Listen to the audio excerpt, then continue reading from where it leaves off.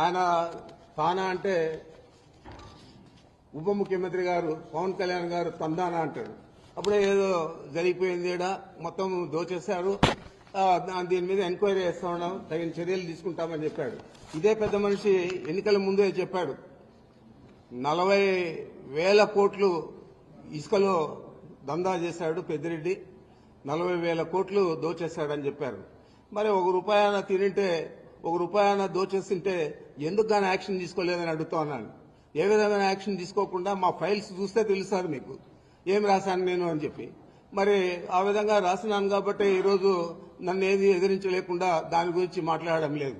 ఇదే పెద్ద మనిషి ఆ రోజు ఎన్నికల్లోనే నేను రెడ్ శాండిల్ అంతా కూడా ఎక్స్పోర్ట్ చేశాను, ఆయన చేసిందంతా కూడా నేపాల్లో పట్టుబడింది, దాని మీద మేము అధికారంలోకి వస్తానే చర్యలు తీసుకుంటానని చెప్పాడు ఇదే పవన్ కళ్యాణ్ గారు.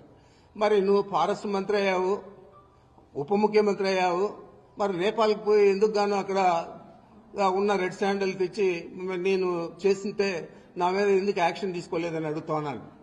ఏది కూడా లేకుండా ఒక వ్యక్తిత్వ హననాన్ని చేపట్టే విధంగా ఈ ప్రభుత్వంలో ఉన్న పెద్ద మనుషులందరూ కూడా పనిచేస్తా ఉన్నారు.